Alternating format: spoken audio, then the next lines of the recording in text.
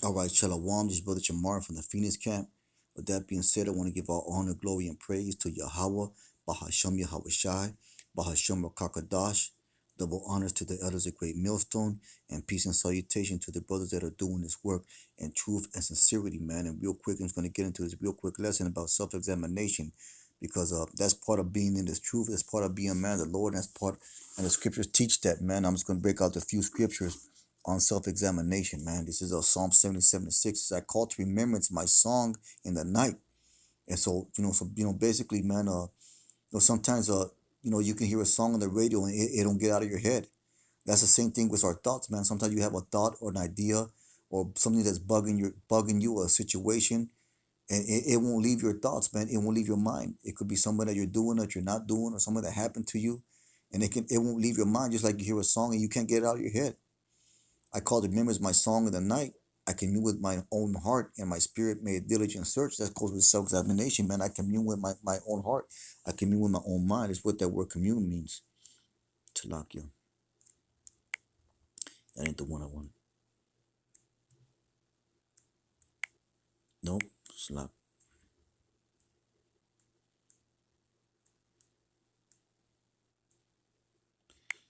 Talakia, brothers.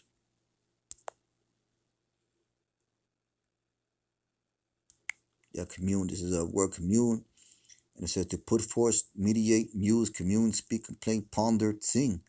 To complain, to muse, meditate upon, study, ponder, to study, to meditate, consider, put forth thoughts, man. So when you meditate with your own mind, your mind, you meditate, you think about things, and that's what self examination is. You're putting deep thought into how your actions are, how your motives are, your what your mentality is, what your character is. You're putting deep thought into it. That's what self-examination is. And my spirit made a diligent search. That's talking about self-examination, man. And that's something that's a good thing for men of the Lord to do. Was that I'm gonna get Psalm 119 and 59. It's a real quick lesson, man. This is Psalm 119 and go to 59. This Psalm 119 and 59 says, I thought on my ways and I turned my feet unto thy testimony. So I thought on my ways. So we consider our motives, we consider our character, we consider our attitude, we consider our mentality, we consider our ways of thinking, we consider the things that we're doing and we're not doing, man. We consider our habits and we filter them through the scriptures.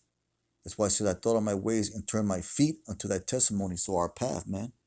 We turn our path. We think about what you're doing. And if you got to correct yourself and get yourself you got to get yourself on that right path, turning your feet, you got to filter through the scriptures. I made haste, delay not to keep the commandments. So, so you got to be a man of action, man, because that's part of being a man of the Lord. You got to be a man of action. You got to be a man of purpose, man. You got to be a man of diligence, man. You got to be a man that's on point with yours. Strive to be that man. Strive to be a man that's on point with what he's about, for what you've been entrusted to do. And that's what this work, man. That's why it's called the work. Be on point with it, man. And self-examination is part of doing that work. Self-examination is part of improving yourself. But that's how you level up, man. That's how you build up your spirit. That's how you get on that other level. That's how you increase your faith. That's how you increase your knowledge, because self-examination will teach you many things. Hey, there's a lot of good ways to do that. You can meditate. I remember once seeing the Apostle Kabar, one of his videos that he made. He meditates on the Stoic philosophers, Marcus Aurelius and men like that. And I went ahead and I checked that out, man. And there's a lot of good quotes that they have that gives you a lot of insights into self-examination. So that's something that brothers can check into. You know, with that I'm gonna get Ezekiel 18th chapter. This is Ezekiel the 18th chapter, starting at verse 27. It says Ezekiel 18:27. So again, when the wicked man turneth away from his wickedness that he has committed and doeth that which is lawful and right, he shall save his own soul alive. point I want to get is verse 28 said, because he considereth and turneth away from all transgressions that he is committed, he shall surely live and he shall not die. Because he self-examined himself, he considered it, he pondered about the things that he was doing, and he turned away from it. He was thinking, well, you know what I'm doing is not benefiting me, and it's not going to keep me in good grace with the Most High, so I better stop doing that shit, basically, because he considereth, man, let's get that word considereth. That ain't the word. It says to see, to look, at, inspect, perceive, to inspect, man. So part of the another part of another word for inspect is examine. So self-examination right there. To see, perceive, to have vision, to look at, regard. Regard is another word for self-examination. Look after, see after, learn about. Hey, so when you examine yourself, you can learn about something about yourself, man. To observe, watch, look upon, look out, find out, to find out something, man. That's part of the examination too. You find out, man, like, okay, now I know why this is this. Now I know why I was doing that, you know? Because he considereth and turneth away from all his transgression that he has committed, he shall surely live and he shall not die. Why? Because he self-examined himself, man, and he got himself back on point, basically. And to stay on point, you sometimes it's good to have a habit of self-examination, man, to have a mentality of self-examination. With that, I want to get Haggai, the first chapter. It's Haggai, start at verse 5, I think it is. It's Haggai, Haggai verse 5 says, now therefore thus says the Most High of hosts, consider your ways. So this is the Most High saying, examine yourself, man, consider your ways. Think about what you about.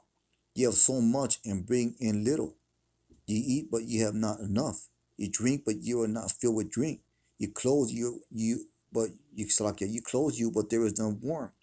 He that earn his wages to put into a bag with holes. Thus says the Most High of hosts, consider your ways. So basically, Lord say, hey, figure out what's not working for you, man, and figure out why that's not working for you, and consider your ways. You know. Hey, so the Most High is telling you to examine yourself, and it's telling you, and it's only going to be for your benefit, man. That's a good tool to use to level yourself up with this truth. Salakia, had an interruption. This is First Corinthians, starting at the 11th chapter. See if I can find it.